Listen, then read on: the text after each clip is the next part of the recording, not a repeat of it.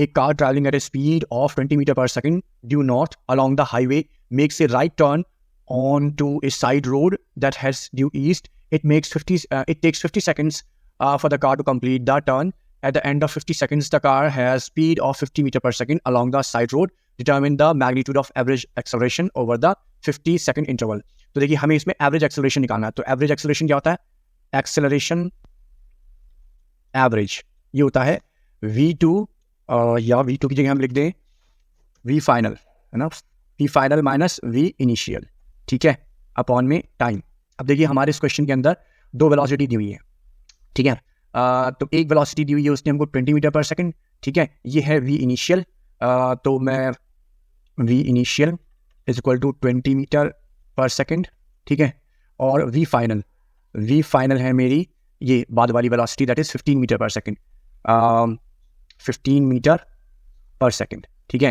अब अगर मैं v2 यानी v फाइनल में से v इनिशियल को घटा दूं और टाइम मुझे दिया हुआ, देखिए टाइम यहाँ मुझे दिया हुआ 50 सेकंड्स, डिवाइड कर दूं मैं टाइम से तो मेरा आंसर निकल आएगा. बट ये क्वेश्चन इतना आसान नहीं है. देखिए पहले इसको समझ लेते हैं. हमसे कह रहा है कि एक car travelling at a speed of 20 metre per second due north. तो एक कार है वो 20 मीटर पर सेकंड की स्पीड से नॉर्थ की तरफ जा रही है. ये गई कार नॉर्थ की तरफ, ठीक है, ये नॉर्थ है. अच्छा जी, ए मैंने ले ली v इनिशियल, ठीक है. फिर क्या है, makes a right turn on the side road heads due east. एक साइड रोड जा रही है जो कि ईस्ट की तरफ जा रही है, उस पर टर्न लेती है. तो देखिए ये साइड रोड हो गई, ये v फाइनल जो कि ईस्ट की तरफ जा रही है, ठीक है. तो अब देखिए, अब अगर मैं यहां से इन दोनों का सम निकालूं तो इट वुड बी ये हो गया मेरे पास v final plus v initial. But मुझे क्या चाहिए, v final minus v initial, मुझे ये चाहिए, ठीक है. तो अब देखिए मेरे पास यहाँ जो v इनिशियल है इसका साइन देखिए, v इनिशियल वेलोसिटी नेगेटिव है यहाँ पर, है ना. तो मैं क्या करता हूँ, यहाँ पर मैं एक v इनिशियल की नेगेटिव वेक्टर खींच लेता हूँ, ठीक है. तो v इनिशियल की डायरेक्शन ये है, तो मैं v फाइनल को अगर इसका ऑपोजिट बनाना, v इनिशियल का मैं एक ऑपोजिट बनाना चाहूँ तो बस मैं यहाँ से मैंने ये खींच दिया, ये हो गया मेरा नेगेटिव v इनिशियल, ठीक है. अब देखिए, अब मैं क्या करता हूँ कि इस v final minus v initial को मैं कैसे लिख सकता हूँ. देखिए v final minus v initial को लिख सकता हूँ v final plus minus v initial, ऐसे लिख सकता हूँ नहीं. मैं दोबारा लिख देता हूँ यहाँ पर, is equal to v final minus v initial. इसको मैं ऐसे लिख सकता हूँ, प्लस माइनस माइनस हो जाएगा. यानी कि अगर मैं v फाइनल के साथ, v फाइनल ये रहा, इसके साथ अगर मैं नेगेटिव v इनिशियल को जोड़ दूं तो मुझे v final minus v initial मिल जाएगा. तो मैं यही करता हूँ. मैं यहाँ पर क्या करता हूँ कि ये मैंने बनाया v इनिशियल नेगेटिव, ये मैंने बना दिया, देखिए ये मैंने बना दिया v इनिशियल नेगेटिव, ठीक है, नेगेटिव का v इनिशियल. अब मुझे v फाइनल को इसके साथ जोड़ना है, तो मैं v फाइनल को इसके साथ कैसे जोड़ूंगा, अगेन ट्रायंगल लॉ से. तो ये मैंने बना दिया v फाइनल, ये मैंने v फाइनल बना दिया, ठीक है. अब देखिए यहां से चले थे, अब इसका रिजल्टेंट a बन गया ये देखिए, ये इसका रिजल्टेंट आ गया. ये क्या आ गया मेरा, v final plus negative of v initial that comes to v final minus v initial, ठीक है. अब देखिए जरा यहाँ पर, अब ये चीज देखिए, ये जो ट्राइंगल है ये एक राइट एंगल ट्राइंगल है, ये जो मेरे पास है ये एक राइट एंगल ट्राइंगल है, ठीक है. अब इस राइट एंगल ट्राइंगल को मैं नाम देता हूं ओ ए बी, ठीक है.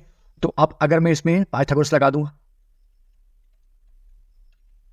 Apply Pythagoras in triangle A O B, है ना. ट्राइंगल ए ओ बी में अगर मैं पाइथागोरस लगा दूं तो देखिए मैं यहाँ पर क्या लिख सकता हूं, मैं यहाँ लिख सकता हूं A B square is equal to A O square plus O B square, ठीक है, मैं ये लिख सकता हूं.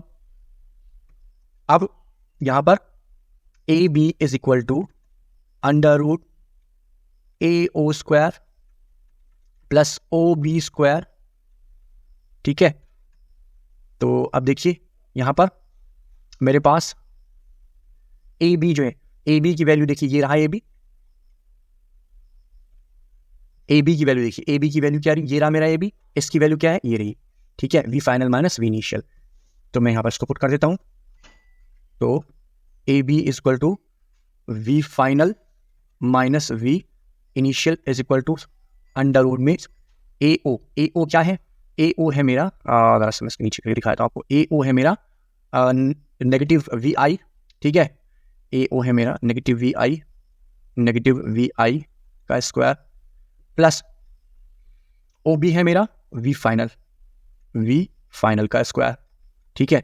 अब देखिए जो ये नेगेटिव वी आई है इसकी वैल्यू क्या है, देखिए जो मेरी यहाँ पर वी आई की वैल्यू है, जो ये मेरी वी आई की वैल्यू, यही मेरी नेगेटिव वी आई की वैल्यू है। देखिए कारण क्या है, कैसे है, मैं आपको बताता हूँ।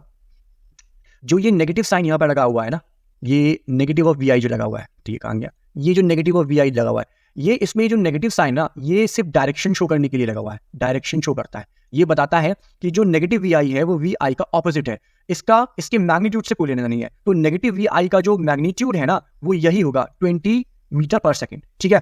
तो देखिए मैं यहाँ पर वैल्यूज को पुट कर देता हूँ, तो ये हो गया मेरे पास 20 एंड 50, ठीक है।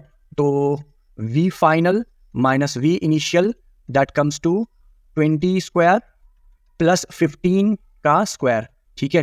इसको मैं कैलकुलेट कर देता हूँ, तो v final minus v initial, ठीक है, ये हो गया मेरे पास 400 प्लस 225, ठीक है, दैट कम्स टू 625 एंड इसका स्क्वायर रूट हो गया 25 मीटर पर सेकंड, ठीक है।